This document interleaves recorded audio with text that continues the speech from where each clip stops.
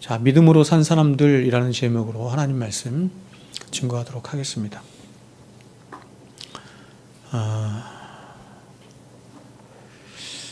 저는 성경에서 이 땅을 믿음으로 살다 간 사람들의 이야기를 듣고 보는 것을 아주 좋아합니다. 그 이유는 간단한데 저 또한 역시 그러한 사람들처럼 믿음으로 살기를 원하기 때문에 그렇습니다. 그래서 누군가 저에게 당신의 가장 큰 소원이 무엇입니까? 라고 묻는다고 한다면 저는 주저없이 저의 가장 큰 소원은 믿음으로 살다가 가는 것입니다. 이렇게 대답을 할 것입니다. 마찬가지로 저의 목양을 받고 있는 여러분들을 향한 저의 오직 한 가지 바람, 기도 제목이 있다고 한다면 그건 역시도 여러분들 모두가 믿음에서 이탈하지 않고 믿음을 따라 살기를 바라는 것 뿐입니다. 왜냐하면 믿음으로 살아야 하나님과 동행하는 삶을 살 수도 있고 믿음으로 살아야 하나님이 베풀어 주시는 은혜도 받아 누릴 수 있으며 또 믿음으로 살아야 무엇보다 천국에도 갈 수 있고 믿음으로 살아야 저와 여러분의 인생이 절대로 이 땅에 굴복하는 그런 헛된 삶을 살지 않을 수가 있는 것입니다. 믿음 없이 살아가는 인생은 그야말로 아무리 살아봐야 후회할 것만 남는 인생이고 헛되고 헛될 뿐이며 아무런 유익도 없는, 더 나아가서 비참한 인생밖에 되지 않습니다. 아무리 사람들이 또 세상이 그 사람을 존경하고 인정한다 할지라도 믿음이 없이 살아가는 인생은 가장 비참한 말로일 뿐인 것입니다. 그래서 히브리서 기자는 이 믿음에 대해서 믿음장이라 불리는 히브리서 11장에서 가장 먼저 이렇게 말한 것입니다. 히브리서 11장 1절입니다. 이렇게 말합니다. 믿음은 바라는 것들의 실상이요 보이지 않는 것들의 증거니, 이렇게 말합니다. 여러분, 지금 이 말씀은 믿음이 무엇인가 하는 믿음의 정의를 말하는 것이 아니고 믿음의 성격 혹은 믿음의 어떤 기능적이고 효과적인 면을 말하는 것입니다. 즉 믿음이라는 것은 바로 우리 안에서 바라는 것들의 실상이 되게 하고 보이지 않은 것들의 증거가 되도록 하는 것, 그것이 바로 믿음이다라고 히브리서 기자가 말하는 것입니다. 여기서 먼저 믿음이 바라는 것들의 실상이 된다라고 하는 말은 바로 신자에게 약속된 모든 것들, 즉 신자가 바라고 소망하는 모든 것들이 절대로 신자의 인생 안에서 잃어버려지거나 실패하지 않도록 계속해서 신자의 삶과 인격 안에서 그 바라고 소망하는 것들이 확정되어지게 하고 실상이 되도록 하는, 그렇게 역사하는 그 어떤 것, 그것을 믿음이라고 한다는 것입니다.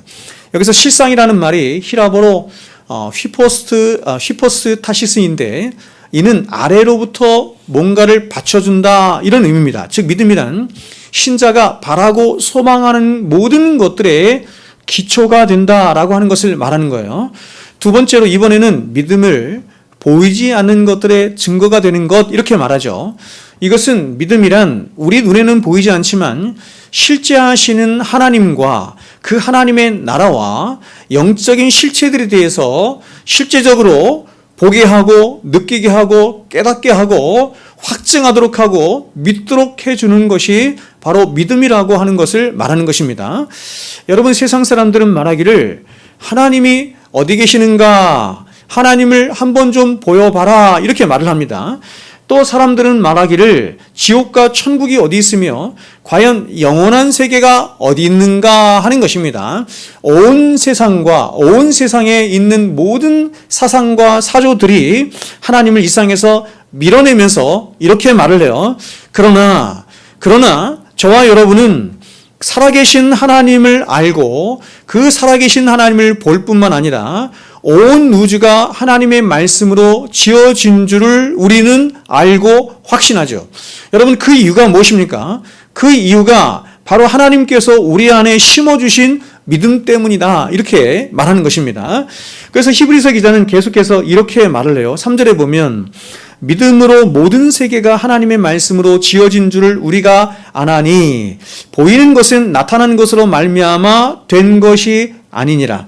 여러분, 세상 사람들은 진화론자들이 말하는 것처럼 이 세상에 무엇인가 먼저 있었고, 그래서 그 먼저 있어진 무엇인가로 인해서 점점 진화되어진 무엇인가들이 이 세상에 점점점 가득하게 되었다, 이렇게 말을 합니다. 그러나 성경은 눈에 보이는 것은 볼 수 있는 것으로 된 것이 아니라고 말씀해요.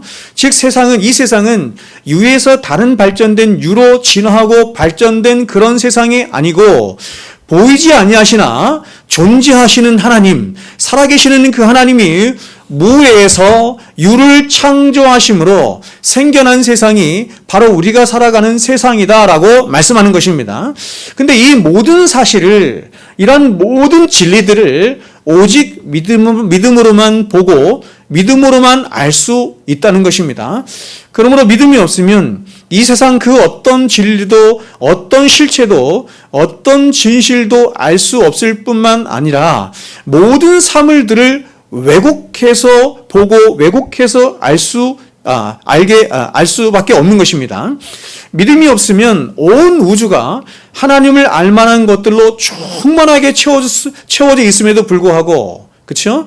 그래서 온 세상 모든 만물이 하나님을 노래하고 하나님을 찬양하며 하나님을 드러내고 있음에도 불구하고 그 충만한 우주 만물 속에서도 믿음이 없으므로 하나님을 보지 못하는 거예요.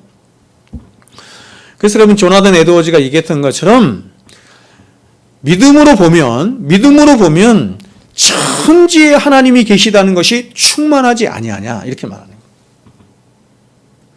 믿음이 없으면 하나님이 살아계시다는 증거가 어디 있냐, 이렇게 말합니다. 하나님을 좀 보여봐라, 이렇게 말하는데, 우리 안에 믿음이 있으면 세상에 하나님이 계시다는 증거가 충만한 거예요. 내 손가락 하나를 보면서도, 내 몸 하나를 보면서도, 여러분들을 보면서도, 산과 강과 해와 달을 보면서도, 세상에 일어나는 모든 역사와 문명을 보면서도 우리는 그곳에서 누구를 발견할 수 있어요? 하나님을 발견할 수 있는 거예요. 하나님의 영광을 보는 거예요. 여러분, 오늘날 어떤 사람들은 기독교 신앙을 갖는 것을, 이게 이 세대의 세태인데요. 오늘날 사람들은 기독교 신앙을 갖는 것을 단순히 여러 종교들 중에서 기독교를 더 선호하고 기독교를 선택하는 것쯤으로 생각하는 사람들이 있어요. 내가 생각해보니 기독교가 좀 더 좋은 것 같아. 좀 더 젠틀한 것 같아. 저기에 좀 더 좋은 말들이, 진리들이 있는 것 같아. 그래서 나는 교회를 선택해, 기독교를 선택해, 이렇게 말하는 거예요. 그러나 여러분, 기독교 신앙은 절대로 그런 것이 아닙니다. 기독교는 종교가 아니에요. 기독교는 온 우주 만물과 사람과 그리고 하나님과 그리고 영적인 세계와 영원한 하나님 나라에 대해서 이 세상 그 어떤 철학도, 어떤 세상도, 그리고 어떤 종교도, 어떤 과학도 절대로 보여줄 수 없고 깨닫게 해줄 수 없는 그 진리를 알게 하고 보게 하며 깨닫게 해주는 진리의 총체가 기독교입니다. 온 우주가 무엇인가, 우주의 실체가 무엇인가, 영적인 세계의 실체가 무엇인가, 하나님이 누구이신가 하는 이 모든 진실된 실체들을 보게 하는 유일한 종교가 기독교예요.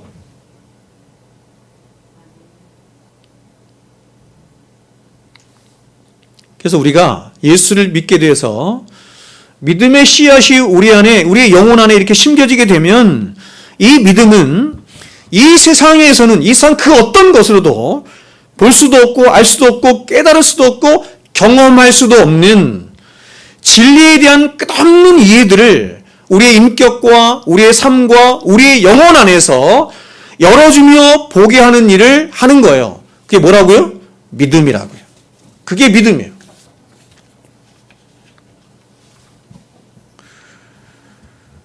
그러니까 진리는 있는데, 실체는 있는데 그걸 못 보는 거예요. 보지 못하는 이유는 죄 때문이죠. 근데 우리 안에 믿음이 심겨지면 그 죄를 우리 안에서 거두어가는 것입니다. 그래서 그 진리의 실체들을 실제로 볼 수 있게 하는 것이 바로 믿음이에요. 그래서 이렇게 믿음으로 말미암아 진리에 대한 눈이 열려지게 된 신자는 이제 자신의 인생을 바라보며 삶을 바라보는 모든 이해와 관점들이 완전히 달라지는 거예요. 그런 사람들 그리스도인이라고 하죠. 세상을 바라보고 인생을 바라보고 역사를 바라보는 모든 관점이 달라지는 거예요. 그래서 세상은 이렇게 말해요.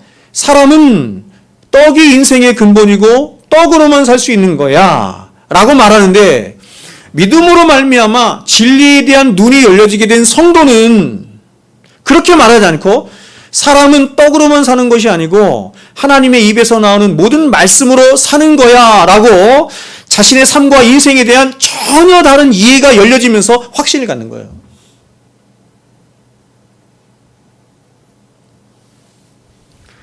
여러분, 성경은 바로 이러한 믿음의 사람들의 이야기들로 가득 차 있는 책입니다. 특별히 오늘 우리가 함께 보는 히브리서 11장은 그야말로 이 땅을 믿음으로 살다가 간 그 기라성 같은 믿음의 사람들의 이 목록, 리스트로 가득 차 있는 책이에요. 아벨부터 시작해서 에녹, 노아, 아브라함, 모세, 여러 사사들, 그리고 믿음의 여인들까지 히브리서 11장은 쉴 새 없이 믿음의 사람들의 이야기를 말하고 있어요. 그렇다면 이렇게 히브리서 11장이 앞서간 믿음의 사람들의 이야기들을 다 열어내면서 이 히브리서 11장을 히브리서를 읽고 있는 저와 여러분에게 궁극적으로 말하고 싶어하는 게 뭘까요? 결론이 뭐예요? 그게 히브리서 11장이 끝난 다음에 12장에 있어지는 1절과 2절의 말씀이에요. 그러니까 성경을, 여러분 성경이 지금 이게 다 장으로 되어 있지 않습니까? 근데 원래는 성경은 장으로 되어 있지 않죠? 근데 히브리서는 그냥 히브리서 한 권이에요.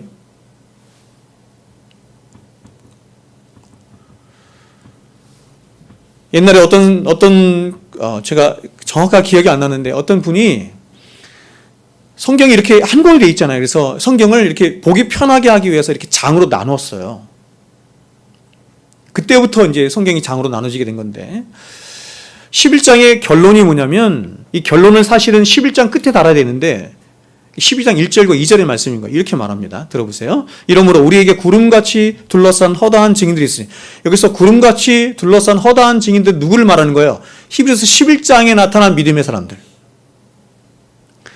그러니 모든 무거운 것과 얽매이기 쉬운 죄를 벗어버리고 인내로써 우리 앞에 당한 경주를 하며 믿음의 주요 또 온전하게 하신 이인 예수를 바라보자.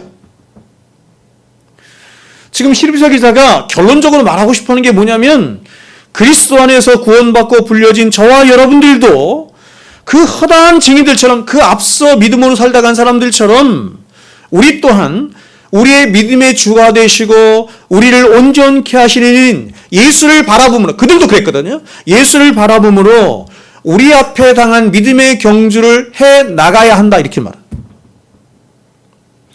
사도는 이러한 믿음의 경주를 디모데후서에서는 뭐라고 말했냐면 믿음의 선한 싸움이다, 이렇게 말을 했어요. 여러분, 저와 여러분 앞에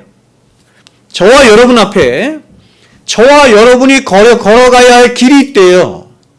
혹은 저와 여러분이 분투하고 싸워야 할 삶이 있대요. 그걸 히브리서에서는 믿음의 경주라고 말했고, 디모데후서에서는 믿음의 선한 싸움, 이렇게 말했어요. 이 믿음의 선한 싸움을 싸워가기가, 믿음의 길을 가기가, 그게 예수님은 좁은 문 좁은 길이라고 했지 않습니까? 어찌나 어려운지 모르겠습니다. 이게 불가능한 일을 하나님께서 이게 살라고 하시는 거거든요. 우리가 믿음으로 이 땅을 살아가는 게 굉장히 어려운 게 뭐냐면, 제가 지난번에도 말씀드린 것처럼 우리는 세상을 떠나서 하지 않기 때문이에요. 세상 밖에서 믿음 생활을 하지 않기 때문이에요. 우리는 이 세상 속에서 하죠. 근데 이 세상은 어떤 세상이냐면 우리를 대적하는 세상, 우리로 하여금 믿음으로 살지 못하게 하는 세상이에요. 그래서 사도가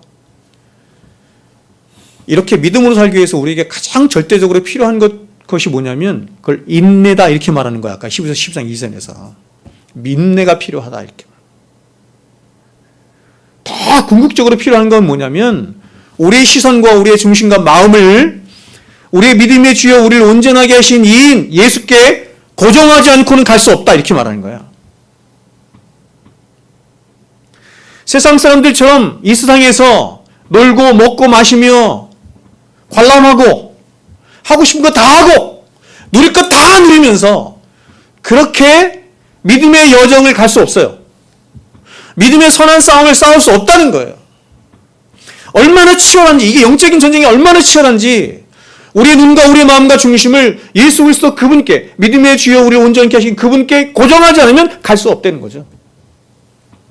비결이에요. 앞선 11에서 11장에 나타난 모든 믿음의 사람들이 다 그 믿음의 길을 걸어갈 수 있었던 유일한 한 가지 비결, 믿음의 주여 우리를 온전케 하신 예수를 바라본 거예요. 그분께 시선을 고정시킨 거예요. 그런 것처럼 우리도 그 방법밖에 없어요. 다른 방법은 없어요.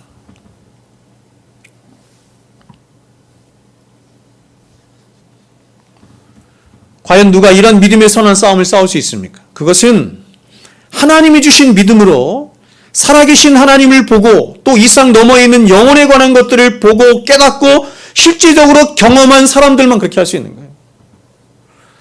제가 여러분에게 여러 번 말씀드리지만 사람은 자신이 보고 경험한 대로만 살아요. 보고 경험한 대로만. 신앙이란 관념적인 게 아니에요. 관념적인 것이 아니라 실제로 세상 사람들은 보지 못하지만 하나님이 주신 믿음으로 뭔가를 본 거예요. 뭔가를 경험한 거예요.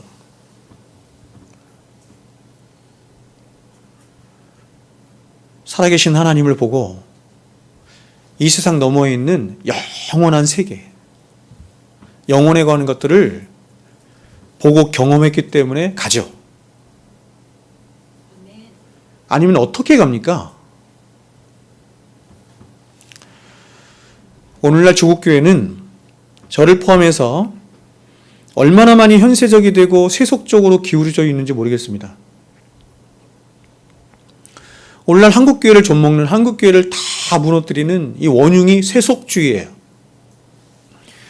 성경이 말씀하는 믿음을 사람들은 사용하지 않으면서도 또 성경이 말씀하는 믿음의 선한 싸움을 싸우지 않으면서도 오늘날 사람들은 교회 안에서 얼마든지 믿음을 이야기해요. 또 내세를 이야기해요. 천국을 이야기해요. 구원을 이야기하는 굉장히 이상하고 굉장히 세속적인 종교가 된 거예요. 세속이 교회 안에 성도들 안에 가득 들어와 있으므로 그 세속으로 말미암아서 자신은 실제로 믿음이 있지 않고 믿음의 선한 싸움을 싸우지 않으면서도 믿음을 이야기하는 거예요. 아주 팽배해 있어요. 믿음의 선한 싸움을 싸우지 않으면 그에게 내세가 준비되어 있지 않거든요. 생명의 면류관, 의의 면류관이 준비되어 있지 않거든요. 근데 아주 왜곡된 이상한 믿음을 사람들이 믿으면서, 그런 구원론을 믿으면서 나는 교회 다니기 때문에, 교회 안에 사람들과 함께 하기 때문에 나는 구원받은 하나님의 백성이라 이상한 생각을 갖고 있는 거예요. 제가 지난주에도 말씀드린 것처럼 사도 바울이 디모데후서 4장 7절 8절에서 내가 선한 싸움을 싸우고 나의 달려갈 길을 마치고 내가 믿음을 지켰다, 이렇게 얘기하죠. 믿음을 지켰으니 이후로 이런 나에게 의의 면류관이 예비되었다, 이렇게 말해요. 믿음의 선한 싸움을 싸운 나에게 의의 면류관이 예비되었어요. 그러면서 뒤에 뭐라고 얘기해요? 그건 나뿐만 아니라 주님을 사모하는 모든 자에게도 똑같다, 이렇게 말해요.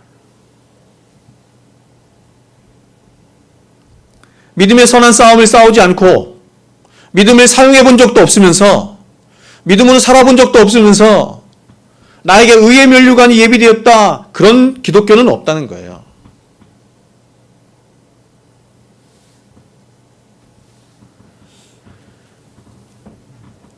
성경에 나와 있는 수많은 믿음의 사람들은 과연 이 땅을 살아가는 하나님의 백성들이 어떤 인생을 살아갈 것인지를 보여주는 이 샘플들이에요.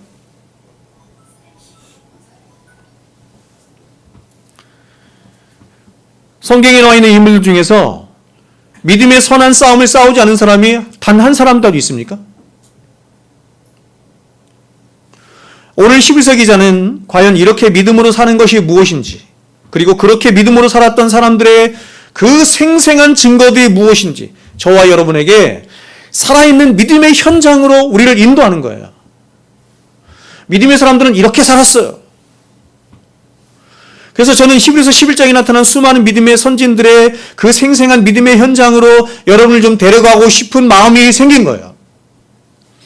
그래서 이번 가족 수양의 주제를 제가 믿음의 여정으로 삼고 히브리서에 나타난 수많은 믿음의 사람들 중에서 특별히 제가 아브라함을 선택한 거예요. 왜냐하면 아브라함이 믿음의 조상이라고 말하기 때문에. 그러니까 여러분, 아브라함의 삶을 우리는 이렇게 좀 믿음의 여정을 이렇게 쭉 보면서 아브라함은 저런 삶을 살았구나. 참 존경할 만하네. 여기서 끝내는 것이 아니라 우리 인생이 그렇게 살아야 한다는 걸 말하는 거예요. 그런 믿음의 궤적을 따라서 우리도 살아갈 것을 성경이 말씀하는 거거든요. 배워야 되는 거예요.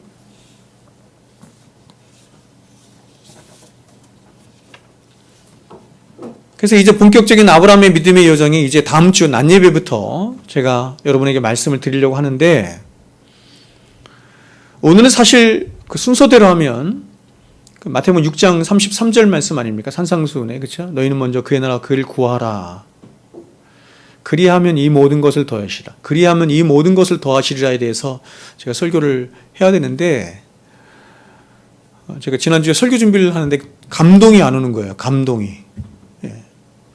그래서 굉장히 고민하고 있는 중에 믿음의 여정, 아브라함과 또 함께 떠나는 믿음의 여정을 떠나기 전에 먼저 히브리서 11장 32절부터 오늘 우리가 읽은 40절의 말씀이 이게 굉장히 믿음의 삶을 압축해 놓은 거거든요. 그래서 이 말씀들을 좀 대략적으로 좀 살펴보면 좋겠다라고 하는 감동이 와서 오늘 그 말씀을 나눕니다. 자, 보십시오. 먼저 히브리서 기자는 믿음의 사람들에 대해서 쭉 이야기를 하면서 가장 먼저 어떤 믿음을 이야기하냐면 이렇게 얘기해요. 세상을 이긴 믿음이다. 이렇게 말해요. 자, 32절, 33절 한번 보세요. 내가 무슨 말을 더하리요? 기드온, 바락, 삼손, 입다, 다윗 및 사무엘과 선지자들의 일을 말하려면 내게 시간이 부족하리로다. 그들은 믿음으로 나라들을 이기기도 하며 의를 행하기도 하며 약속을 받기도 하며 사자들의 입을 막기도 하며. 이게 32절부터 34절까지의 말씀에 계속해서 연결되는 말씀인데 굉장히 영광스러운 말씀이 나와요. 영광스러운 말씀이라는 건 뭐냐면 믿음으로 말미암아 세상을 이기고 사자들의 입을 막고 믿음으로 말미암아 칼을 피하고 믿음으로 말미암아 엄청난 권세와 능력이 주어지는 일들을 32절부터 34절까지 쭉 얘기하는 거예요.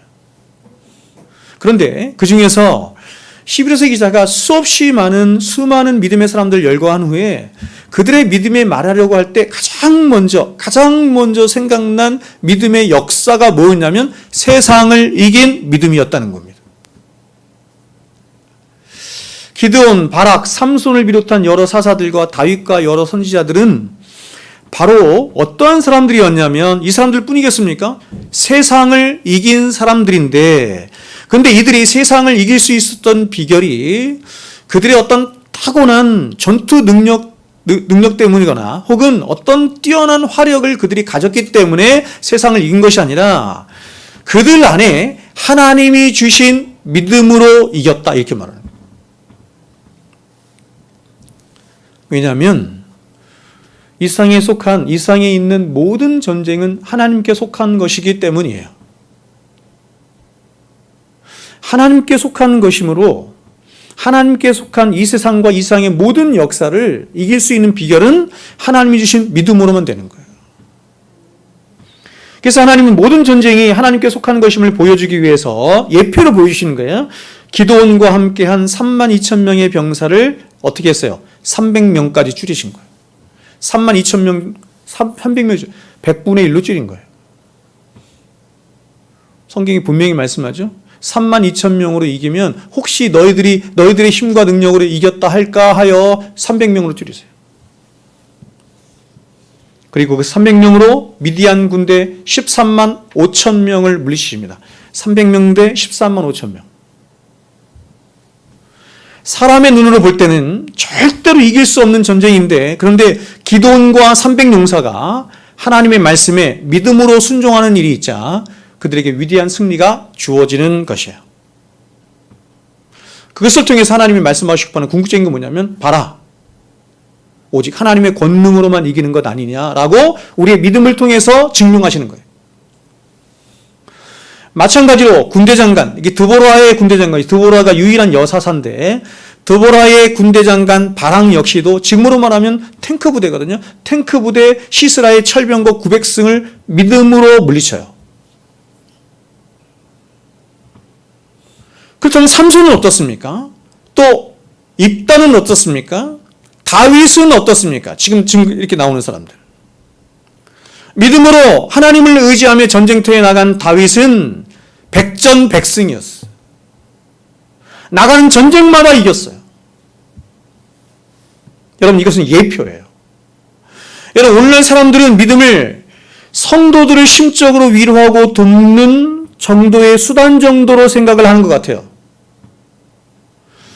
이 세상에서의 싸움은 나의 실력으로, 나의 자격으로, 나의 공로로, 나의 능력으로 싸우는 것이고, 또 그것으로 나의 인생은 결판이 나는 것이라고 생각해요. 그럼 믿음이 뭐냐? 믿음은 그런 나의 싸움에 약간의 도움을 주거나 혹은 나를 격려해 주는 것, 인파워링 하는 거예요. 이렇게 생각을 하는 거예요. 내 인생은 내가 지켜야 되고 내 힘으로 내 능력으로 세워나가야 돼라고 하는 생각이 사람들 안에 팽배하게 있어요. 그래서 믿음을 사용하지 않아요. 그럼 믿음은 뭐야? 믿음은 그런 나의 인생길에 좀 도움을 주는 거야, 격려를 주는 거야, 위로를 주는 정도지. 성경은 그렇게 말씀하지 않습니다. 성경은 우리 인생의 모든 성패가 오직 믿음에 달려있는 것이라고 말씀해요. 이 세상을 이길 수 있는 유일한 비결이 믿음에만 있다, 이렇게 말을 해요. 여러분 믿습니까? 저는 정말 안 믿는다고 생각해요. 저 자신도 그래요.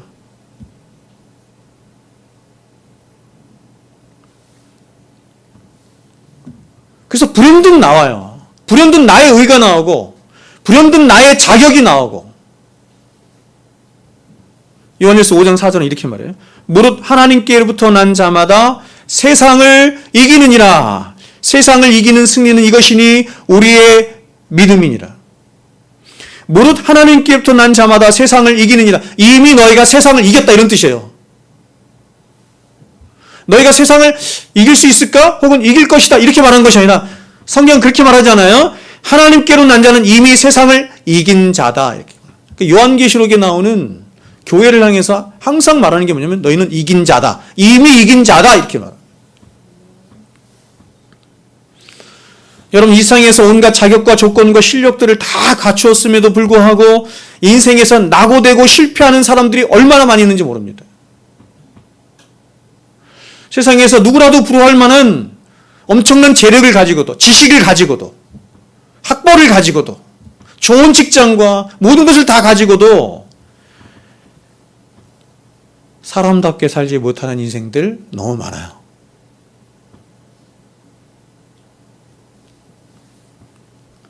여러분, 우리의 자녀들의 인생의 성패는 우리의 자녀들이 얼마나 좋은 대학을 나왔는가, 혹은 얼마나 좋은 직장에 들어가서 얼마나 많은 연봉을 받으며 얼마나 사람들에게 존경받고 인정을 받으며 사는가 하는 것에 달려있지 않습니다. 그것은 세상 사람들이 말하는 기준이에요. 세상 사람들이 말하는 거예요. 하나님은 한 번도 그런 말씀을 하신 적이 없어요. 저와 여러분도 마찬가지지만 우리 자녀들의 인생의 모든 성패는 오직 우리가 믿음으로 살았는가 그렇지 않은 것으로만 판단하고 결정이 되는 거예요. 영원한 세계에서 판별이 나는 것은 우리가 이 땅에서 믿음으로 살았는가 그렇지 않은가로 판별이 나요. 하나님은 우리에게 나중에 우리가 하나님 앞에 딱 섰을 때 하나님 한 가지만 물어볼 것입니다. 딱 한 가지만 물어볼 것입니다. 너희가 믿음으로 살았느냐 그렇지 않느냐. 믿음 없이 살아가는 모든 인생은 세상에서 사람들이 어떤 모양으로 살았든 어떤 성공한 삶을 살았든 전혀 상관없이 이미 실패한 인생이고 패배한 인생이에요.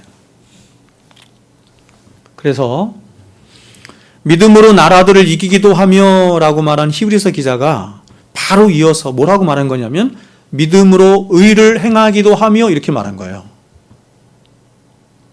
여러분 우리가 왜 우리는 하나님의 인도를 받아야 하는가 하는 케빈 디영의 책을 통해서도 우리가 배웠던 것처럼 하나님이 저와 여러분을 향해서 바라시는 하나님의 뜻이 있어요. 하나님의 뜻. 여러분 하나님의 뜻이 뭐였습니까? 하나님이 저와 여러분을 향해서 원하시는 하나님의 뜻이 무엇이었습니까? 두 가지가 있어요. 첫 번째는 뭐냐면 하나님의 작정하신 뜻이라고 말합니다. 첫 번째 하나님 가장 고결하고 하나님의 가장 큰 뜻인데 이 하나님의 뜻을 뭐라고 말하냐면 하나님의 작정하신 뜻 이렇게 말해요. 하나님의 작정하신 뜻은 뭐냐면 하나님이 창세전부터 작정하시고 계획하신 언약 가운데 우리를 향하신 구속이에요. 구원이에요. 저와 여러분을 향하신 하나님의 가장 큰 뜻이 뭐냐면 저와 여러분 모두가 구원받은 하나님의 백성이 되는 겁니다. 두 번째 하나님의 뜻이 있는데 그것은 뭐냐면 하나님이 바라시는 뜻이에요. 이번에는 하나님이 바라시는 뜻. 아까는 하나님이 작정하신 뜻인데 이번에는 하나님이 바라시는 뜻으로 하나님은 저와 여러분이 이 땅에서 바르고 성결하며 거룩하고 의로운 삶을 살기를 원하세요.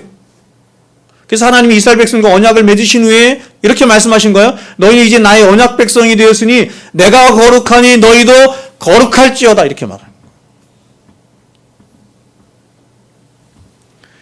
사람들은 자신들이 이 땅에서 어떤 대학을 나오고 어떤 직장에 들어가서 그래서 어떤 배우자를 만나서 어떻게 행복한 삶을 살고 어떤 성공한 삶을 살 것인가 하는 것에 가장 큰 관심을 갖습니다. 그래서 하나님의 뜻도 그렇게 개인적인 인도의 차원에서 생각하려고 해요.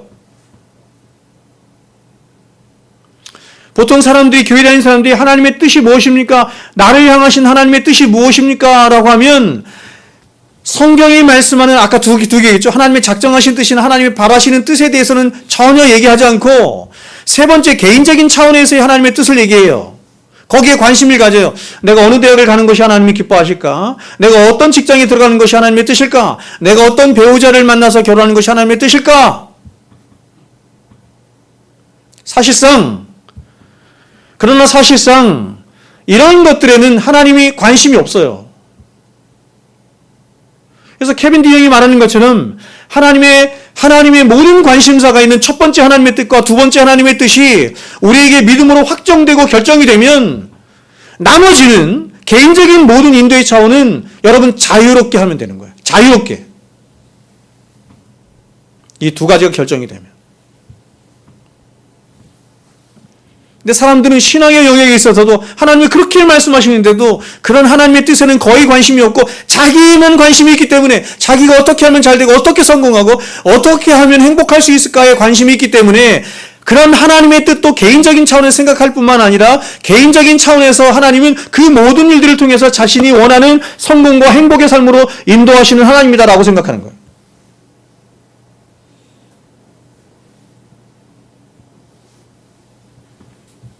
저와 여러분을 향한 하나님의 가장 큰 관심사이자 뜻은 저와 여러분이 어떤 상황, 어떤 형편에 있든지 그리고 어떤 직업을 가지고 어떤 모습으로 살든지 전혀 상관없이 그 모든 형편과 상황 속에서 하나님을 자신의 주인으로 인정하고 그 하나님을 경외함으로 그 하나님 앞에서 경건하고 바르고 의로운 삶을 살 뿐만 아니라 더 나아가서 그 하나님의 나라와 의를 구하며 살아가는 자가 되기를 원하시는 거예요.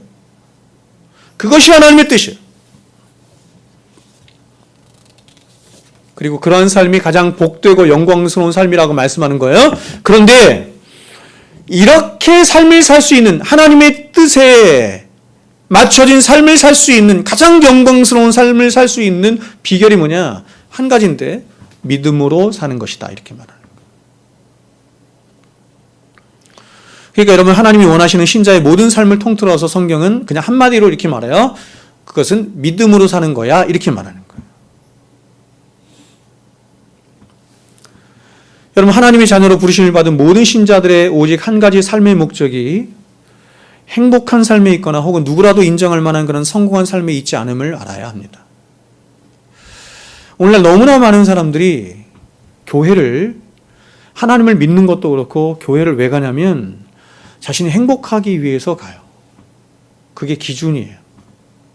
이게 포스트 모더니즘 시대, 아니 모든 시대다 그랬지만 특별히 이 포스트 모더니즘 시대에 사람들의 모든 관심이 거기에 있어요. 내가 행복하고 싶어요.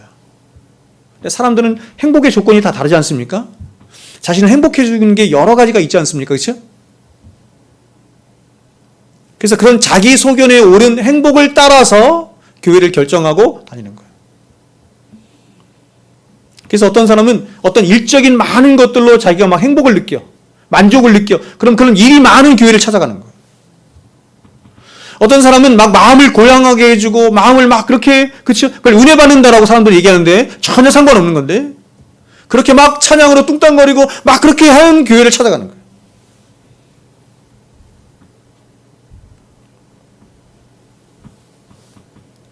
교회는 가장 1차적으로 본질적으로 사람을 위하여 있는 게 아니에요. 교회의 존재 목적 자체가, 교회라는 말, 에클레시아라는 말 자체가 아웃 이런 뜻이거든요. 클레오, 불러내다 이런 뜻 아닙니까? 세상으로부터 하나님이 어떤 목적을 가지고 불러내신 무리들을 교회라고 하는 거예요. 그 목적이 뭐예요? 당신의 영광이에요. 당신을 위하여, 당신을 예배하도록. 그래서 이 백성은 나를 위하여 내가 지었나니 나의 찬송이 되게 하려 합니다. 그게 기독교거든요.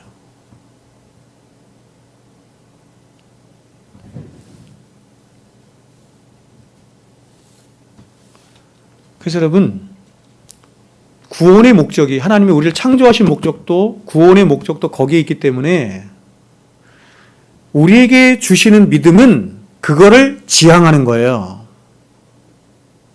하나님 우리에게 보세요. 믿음을 주셨잖아요. 그럼 이 믿음은 우리 안에서 어떤 역사를 일으키냐면, 무엇을 지향하게 하냐면 나의 행복을 찾아가도록 하지 않는다는 거예요. 그럼 뭘 지향하도록 하냐면 하나님 그분의 영광을 위하여 거룩한 삶을 추구하게 하고, 성결한 삶을 추구하게 하고, 진리를 따라가는 삶을 추구하게 하고, 하나님 그분의 나라와 의를 구하는 삶을, 우리 안에 있는 믿음이, 하나님이 주신 생명이 담긴 믿음이 그 일을 우리 안에서 한다, 이렇게 말하는 거예요. 아멘이십니까? 그게 진짜 믿음이라는 거예요. 목사님, 믿으면은 그럼 가짜 믿음도 있어요? 물론이죠, 여러분. 너무 많죠. 사람들이 믿습니다 하면 그게 믿음이에요? 지금 제가 방금 전에 말씀드린 것처럼 그 믿음이 자신의 행복만 추구해요. 이기적인 삶만 추구해요. 하나님을 믿는 것도, 신앙생활 하는 것도, 교회를 다니는 것도 다 그것을 추구해요. 가짜죠? 가짜 믿음이에요. 그래서 그런 믿음은 자신이 원하는 것들이 교회 안에서든지 신앙생활에서든지 만족이 되지 않거나 채워지지 않으면 언제든지 하나님을 버려요. 언제든지. 그래서 아까 히브리서 12장 1절과 2절에서도 인내가 필요하면 이랬거든요. 인내. 그렇게 그런 믿음의 여정을 가는 게 너무 어렵거든요. 근데 하나님이 주신 믿음은 뭐를 포함하냐면 끝까지 인내하고 참고 견딜 수 있는 믿음이 포함된, 인내가 포함된 믿음임을 말하는 거예요. 그게 출애굽기 17장에서 말하는 그 에무나예요. 에무나. 영어로 스테이디, 참고 인내한다, 이런 뜻입니다.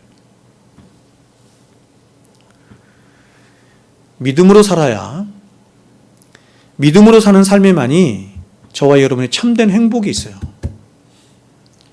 바른 성공도 있고 무엇보다 하나님이 예비하신 영광의 면류관, 의의 면류관이 예비되어 있어요. 믿음으로 살지 않았는데, 믿음의 선한 싸움을 싸지 않았는데 나에게 영광의 면류관, 의의 면류관이 예비되었다. 거짓말이에요. 불가능합니다. 왜냐하면 우리 안에 제가 말씀드린 것처럼 하나님이 주신 믿음은 하나님이 주신 거거든요. 그 믿음은, 그 목적이 선한 싸움을 싸우도록 우리들을 안에서 역사하거든요. 내 자신은 그러고 싶지 않아요. 저도 그러고 싶지 않아요. 근데 자꾸 하나님의 거룩한 것들을 택하게 하고 주님 걸어가신 그 길을 나도 가려고 그렇게 갈등하면서 그쪽으로 가려고 해. 어떤 아프리카 선교사가 얘기했던 것처럼 나는 우리 부모님이 그렇게 효도하고 싶고 잘하고 싶고 세상에서 성공해서 그런데 내 안에 있는 하나님의 은혜가 나를 그쪽으로 계속 밀어간다는 거야. 밀어간다는 거야.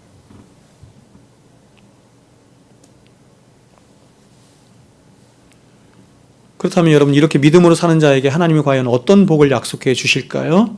이어지는 33절 후반부에서 히브리서 기자는 약속을 받은 일이 있음을 말해요.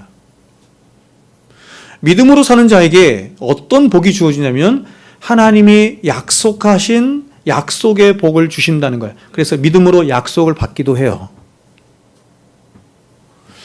여러분 하나님은 아브라함이나 다윗이나 선지자들 같은 믿음의 사람들에게 많은 약속들을 하셨습니다. 그리고 그 약속들은 저와 여러분에게도 동일하게 적용이 돼요. 우리는 이것을 언약이라고 말을 하기도 합니다. 하나님은 이 모든 언약들을 당신의 이름의 영광을 걸고 하셨기에 그 모든 약속들은 반드시 이루어지고 성취됩니다. 근데 그 모든 약속들이 반드시 이루어지고 성취되기는 하나 그들이 살아있는 동안에 반드시 이루어지고 모든 것이 성취되는 것은 아니에요. 그래서 성경이 이렇게 말하는 거예요. 약속을 받기도 하며 이렇게 말하는 거예요. 그 모든 약속들은 하나님의 거대한 구속의 시간표를 따라서 하나님의 때에 그들이 살아있는 동안에 이루어지는 것도 있지만 그러나 자신이 죽은 이후에 이루어지는 것도 있고 더 나아가서 자신이 그렇죠. 여러분 예수님이 오신 이후에 이루어지는 것도 있는 거예요. 예를 들면 아브라함은 하나님으로부터 내가 너로 큰 민족을 이루고 내 이름을 창대케 하며 하늘의 별과 바다의 모래와 같이 많은 자손들을 주실 것이다 라고 하는 약속을 받아요. 그러나 이러한 약속들 가운데 어떤 것은 아브라함이 살아있는 동안 이루어지고 성취돼요. 그러나 그렇지 않고 그가 죽은 후에 성취되는 것도 있어요. 언제요? 여호수아 때 혹은 열왕기 때에 이루어지는 것도 있어요. 여러분 성경을 잘 보면. 근데 어떤 것은 지금까지도 아브라함에게 지금부터 4,000년 전에 아브라함에게 하신 약속인데 아직까지도 그 약속이 이루어지지 않은 것도 있어요. 그럼 언제 이루어져요? 예수님이 다시 오시는 날에 이루어져요. 그런데 이들은 그 모든 약속들이 모든 약속들이 반드시 이루어지고 성취될 것을 하나님이 주신 믿음으로 어떻게 해요? 믿고 봐요. 믿고 봄으로 이 땅을 살아가는 동안 그것들을 멀리서 보고 환영하며 어떻게 세상을 살아가냐면 외국인처럼 나그네처럼 살아간다는 거예요. 이것을 보지 않고 이것을 믿지 않게 되면 나그네처럼 살아갈 용기가 없죠. 세상 사람들처럼 이 세상이 전부라고 생각하기 때문에 절대로 세상에 뿌리를 받고 살아가려고 하지 나그네처럼 그렇게 외국인처럼 순례자처럼 살아가려고 하지 않아요. 그런데 이 사람들은 뭔가를 본 거예요. 뭔가를 경험한 거예요. 세상 사람들이 볼 수 없는 뭔가를 보고 경험했기 때문에 나그네처럼 외국인처럼 세상을 잠시 살아가는 거예요. 그것을 뭐가 보게 하느냐? 믿음이 보게 한다. 그래서 히브리서 기자가 이런 이들의 삶에 대해서 이렇게 말합니다. 히브리서 11장 13절에 이 사람들은 다 믿음을 따라 죽었으며 믿음을 따라 죽었죠. 약속을 받지 못하였으되 여기서 약속은 궁극적인 약속을 말하는 거예요. 그것들을 멀리서 보고 그 궁극적인 하나님의 약속이 이루어질 것을 그렇죠? 멀리서 봐요. 뭘로? 믿음으로 보고 환영하며 그래서 또 땅에서는 이 땅을 살아가는 동안에는 외국인과 나그네임을 증언하였으니 나는 외국인으로 살아갑니다. 나는 나그네처럼 살아갑니다. 나는 순례자입니다. 전 번연에 뭐예요 여러분? 철로역정 크리스찬. 이들이 이같이 말하는 것은 자기들이 본향 찾는 자임을 나타냅니다. 본향, 천국이죠? 자신들이 돌아가야 할 영원한 본향, 집으로 가자. 천국을 본 거예요, 여러분. 이 땅에 사는 동안 자신의 삶 속에서 천국을 보고 경험하니 세상을 나그네처럼 살아갈 수 있는 거예요. 여러분, 지금 당장 우리가 서 있는 땅도 이 세상이죠? 또 우리가 살아내야 할 삶도 이 세상에 속한 삶이에요. 또 우리 눈에 보이고 만져지는 모든 것들도 다 이 세상에 속한 것들 뿐이에요. 과연 이 세상을 살아가는 우리가 어떻게 무슨 수로 이 세상에서의 삶을 마치 이 세상에서의 삶이 전부가 아닌 것처럼, 아니 이 세상 너머에 진짜 영원한 세상이 있는 것처럼 그렇게 이 세상을 어떻게 나그네처럼 이방인처럼 외국인처럼 살아갈 수 있겠습니까? 보고 경험하고 만져지는, 들려지는 모든 것들이 다 세상에 속한 것들인데. 그런데 어떤 사람들은 그런 세상 속에서 뭔가를 본 거예요. 뭔가를 경험한 거예요. 그걸 뭐가 하냐? 믿음이 그렇게 한다. 믿음이.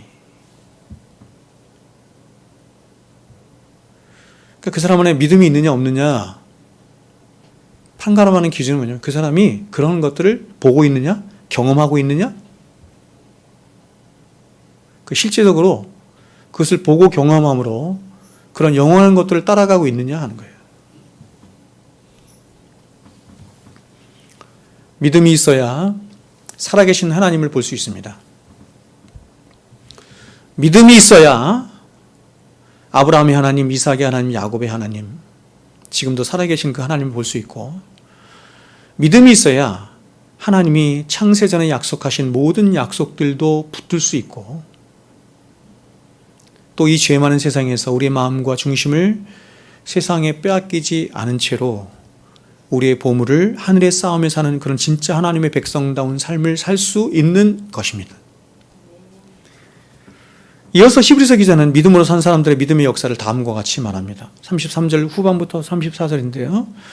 사자들의 입을 막기도 하며 불의 세력을 멸하기도 하며 칼날을 피하기도 하며 연약한 가운데서 강하게 되기도 하며 전쟁에 용감하게 되어 이방 사람들의 진을 물리치기도 하며, 여기서 사자들의 입을 막기도 하면은 누구를 말하는 거냐면 다니엘을 말하는 거예요. 그리고 불의 세력을 멸하기도 하면은 누구를 말하는 걸까요? 구약에서 다니엘의 세 친구입니다. 사드락과 메삭과 아벳느고를 말하는 것이에요. 칼날을 피하기도 하며, 칼날을 피한 자가 누구 있을까요? 다윗이죠. 다윗. 사울의 칼날을 피한 다윗을 말하는 것입니다. 그렇다면 이런 믿음의 사람들의 삶을 통해 지금 성경이 말씀하고 싶어하는 것이 무엇입니까? 그것은 사람의 자격과 실력과 자질에 의해서 모든 것이 결정난다고 가르치는 이 세상과 다르게 성경은 온 세상은, 모든 세상은 하나님이 주권자가 되시고 주인이 되셔서 하나님의 권능과 하나님의 능력과 하나님이 일으키신 역사에 의해서 모든 것은 일어나고 결정되는 역사다라는 것입니다. 그런데 그 모든 역사의 중심에 하나님이 누구를 두셨냐면 믿음으로 살아가는 사람들, 믿음으로 살아가는 사람들을 뭐라고 불러요? 교회라고 부르는 거예요. 그래서 역사의 주인이, 역사의 주인공이, 역사의 중심에 누가 있냐? 교회가 있는 거예요. 제가 수양회 때 이 부분에 관해서 여러분에게 많이 말씀을 드리겠지만, 이러한 역사의식을 가져야 제대로 된 믿음으로 살 수 있는 것입니다. 우리는 코로나를 지나가면서 정말 우리나라 한국교회가, 조국교회가 믿음이 없다는 것을 이것을 통해서 다 발가벗게 이렇게 드러낸 거예요. 역사의 주인공인 교회에게 하나님이 일으키시는 모든 허용되는 역사의 모든 상황들, 사건들, 모든 것을 통해서 역사의 주인공인 교회에게 말하는데 교회는 그걸 모르는 거예요. 세상 사람들과 똑같이 행동하는 거예요. 너무 쉽게 예배를 포기하고 버리고. 그런데 히브리서 기자는 이제 35절부터 보세요. 35절부터는 이제 믿음의 다른 한쪽 측면을 말해요. 그러니까 히브리서 지금 32절부터 11장 32절부터 34절까지는 어떤 영광스러운 측면을 얘기한 거예요. 근데 35절부터 38절까지는 완전히 상황이 바뀌어서 똑같은 믿음인데 다른 측면을 얘기해요. 어떤 겁니까? 오히려 그 믿음 때문에 혹은 믿음으로 인한 심한 고난과 실패와 고통과 심지어 순교까지 당한 사람들의 이야기를 말해요. 그러므로 우리가 만일 믿음을 34절까지의 믿음으로만 안다면 우리는 믿음의 한쪽 면밖에 보지 못하는 거죠. 오늘날 여러분 많은 한국교회가 바로 믿음을 이 한쪽 측면으로 이렇게 치우쳐 있는 거예요. 믿음으로 살면 하나님이 복 주십니다. 믿음으로 살면 여러분 세상을 이기게 하십니다. 그러나 믿음의 또 다른 측면이 있습니다. 더 영광스러운 측면이 있어요. 35절부터 38절 제가 읽어드릴게요.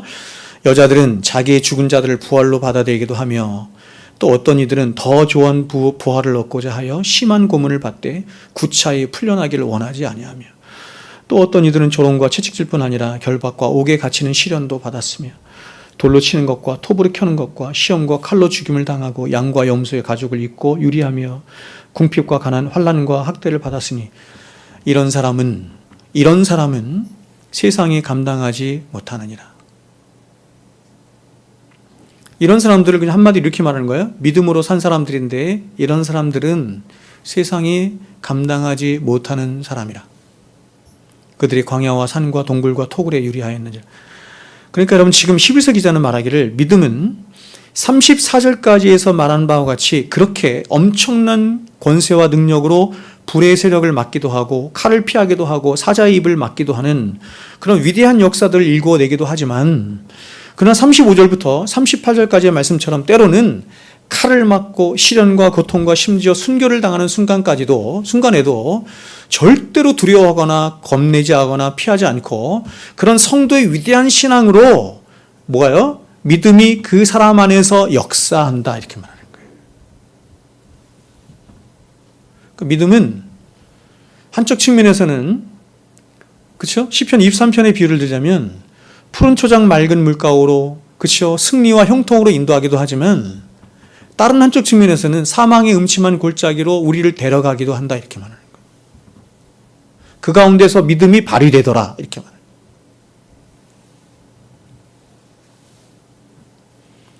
예수 믿으면 모든 만사가 형통합니다. 그것보다 더 거짓말 없어요. 거짓말입니다. 히브리서 기자는 이런 사람들을 한마디로 세상이 감당치 못하는 사람들이라고 했습니다. 고난도 슬픔도 질고도 실패도 심지어 죽음까지도 이들을 이길 수가 없어요. 이들을 이길 수 없다라고 하는 말은 그들 안에 있는 믿음을 이길 수 없다 이런 말이에요. 그래서 여러분 이유가 뭐냐면 어떻게 이들이 그 무시무시한 고난과 질고와 박해 속에서도 그런 위대한 삶을 살 수 있었는가 하면 그것은 그들이 태생적으로 뭔가 가지고 왔기 때문이 아니에요. 강하기 때문이 아니에요. 강한 성정이나 능력을 갖고 있기 때문이 아니에요. 그들 역시도 저와 여러분과 똑같습니다. 연약하고 어리석고 겁 많고 세상 사랑하는 부패한 인간들일 뿐입니다. 야고보서에 보면 그렇죠? 엘리야를 말하면서 엘리야가 850명의 그 바알 선지자들과 싸워서 이기는 장면을 보여주면서 얘기를 하죠. 하나님 앞에 기도했더니 비가 그치고 하나님 앞에 기도했더니 다시 비가 내리죠. 엄청난 기적의 역사들을 말하면서 마지막에 이렇게 말합니다. 엘리야가 우리와 성정이 같은 자로되 똑같습니다. 그러니까 많은 사람들이 성경을 보면서 아브라함, 엘리야, 예레미야, 이사야 혹은 주의 제자들 이런 사람들을 우리와 굉장히 분리되고 다른 사람들처럼 얘기하는데 그렇지 않고 성정이 같은 자들이에요. 그러니까 여러분 자신을 잘 알죠. 이렇게 살 수 없다는 거 알죠? 어떻게 사랑하며 삽니까? 어떻게 믿음으로 삽니까? 불가능합니다. 우리는 계속해서 그렇게 고백할 수밖에 없어요. 그럼에도 불구하고 그렇게 산 사람들이 있어요. 뭐가 그렇게 했다는 겁니까? 그들 안에 있는 믿음이 그렇게 했다는 거예요. 그들 안에 있는 하나님의 은혜가 그렇게 했다는 거예요. 그래서 뭐가 위대한 거냐면 사람은 단 1도 위대하지 않아요. 바울은 단 1도 위대하지 않습니다. 다윗은 단 1도 위대하지 않아요. 누가 위대해요? 다윗 안에, 엘리야 안에, 사도들 안에 역사한 하나님이 주신 믿음이 위대한 거예요. 하나님이 주신 은혜가 위대한 거예요. 성경 그 얘기하는 거예요.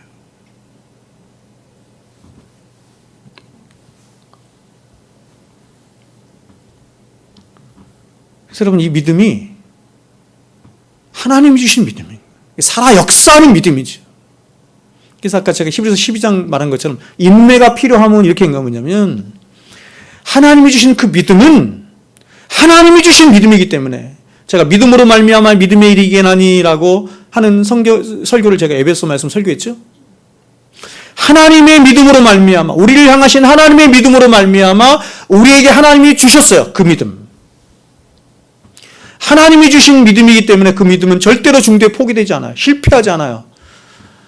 그래서 그 믿음은 반드시 인내를 포함합니다. 인내. 성도의 견인이죠. 그러나 사람이 의지를 가지고 믿을 수 있죠? 그렇죠?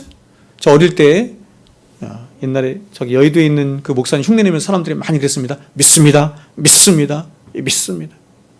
그렇게 믿으면 정말 믿어져요? 그렇게 믿는 게 진짜 믿음이에요? 사람이 자신의 자격이나 조건이나 혹은 자기 의지로 믿는 것은 반드시 실패합니다. 하나님이 우리 안에 주신 그 진짜 믿음이 그토록 위대한 역사를 일궈낼 수 있었던 또 다른 이유가 있어요. 그것은 바로 그들의 믿음이 단순한 믿음이 아니라 성경은 이렇게 말해요. 사랑으로 역사하는 믿음이기 때문이다. 이렇게 말. 사랑으로 역사하는 믿음이에요. 사랑이 강권하시는 믿음이에요. 즉 이들의 믿음은 바로 하나님의 그 위대한 아가페의 사랑이 강권하여 만들어낸 믿음이에요. 십자가의 사랑이 만들어낸 믿음이에요. 엄청난 희생을 치르고 십자가의 엄청난 희생을 치르고 우리에게 주신 믿음이에요. 그래서 사도가 이에 대해서 이렇게 말한 거예요. 로마서 8장에 누가 능히 하나님께서 택하신 자들을 고발하리요 의롭다 하시는 이는 하나님이시니 누가 정죄하리요 죽으실 뿐 아니라 다시 살아나신 이는 그리스도 예수시니 그는 하나님 우편에 계신 자요 우리를 위하여 간구하시는 자신이라. 누가 우리를 그리스도의 사랑에서 끊으리요 환난이나 곤고나 박해나 기근이나 적신이나 위험이나 칼이랴.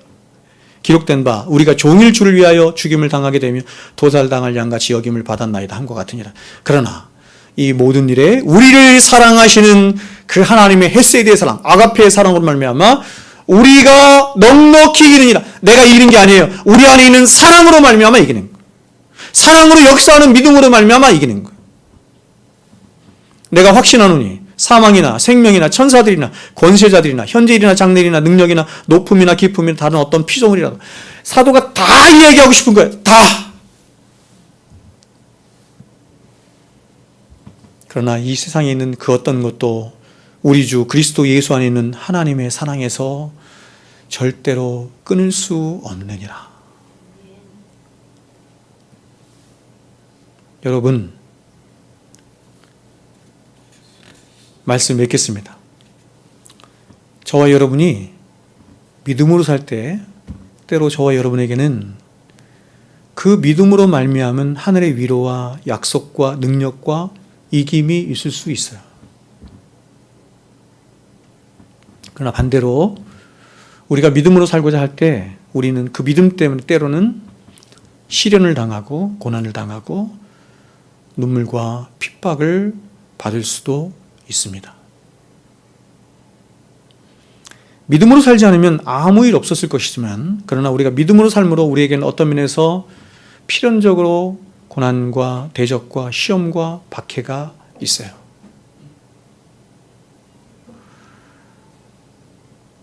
가장 비근한 예로 우리가 알고 있는 사도 바울은 바리새인 중에 바리새인이었습니다. 그는 가말리엘 문화에서 자란 문화생인데 가말리엘의 스승이 힐렐이었고 최고의 학파입니다. 힐렐 학파라고. 힐렐의 최고의 수제자가 가말리엘이고 가말리엘의 최고의 수제자가 사도 바울이에요. 그렇기 때문에 이런 실력자이기 때문에 이 사람은 가만히 유대교에만 있으면 많은 사람들에게 대우받고 존경받고 사랑받으면서 살 수 있는 모든 여건을 다 갖춘 자입니다. 그런데 그가 다메섹 도상에서 예수를 만남으로 그래서 예수를 믿음으로 그 믿음 때문에 그는 평생을 사람들에게 쫓김을 당하고 고난을 당하고 우리가 잘 알죠? 고린도후서 6장에 고린도후서 말씀 전체가 사도 바울의 고난에 대해서 말을 해요. 6번 혹은 7번에 걸쳐서 내가 태장으로 맞고 40여 하나 감한매를 맞고 물의 위험과 강도 위험과 불의 위험과 수많은 것들을 얘기하죠. 이유는 한 가지예요.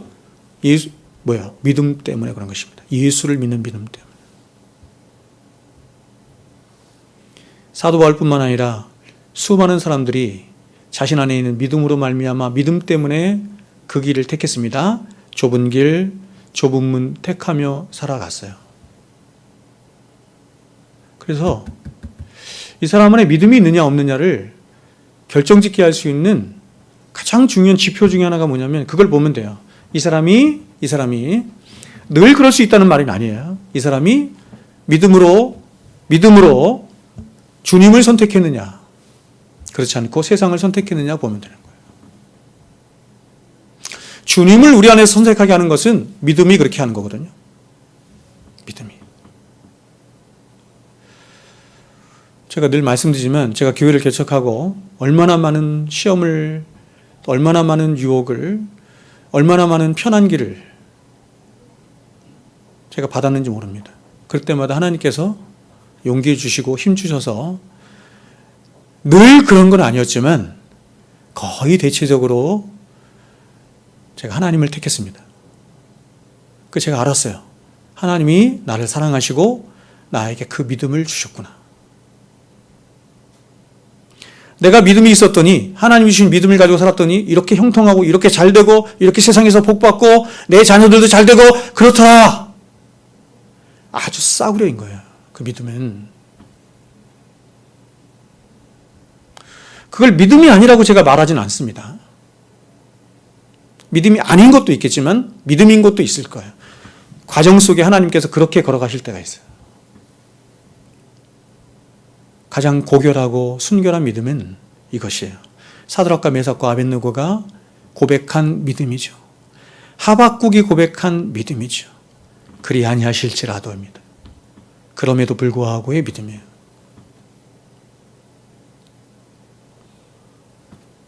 내가 이 풀무불에 타서 죽을지라도 하나님께서 그리 아니하실지라도, 나를 구원하지 아니하실지라도, 외양간에 소가 없고, 그죠?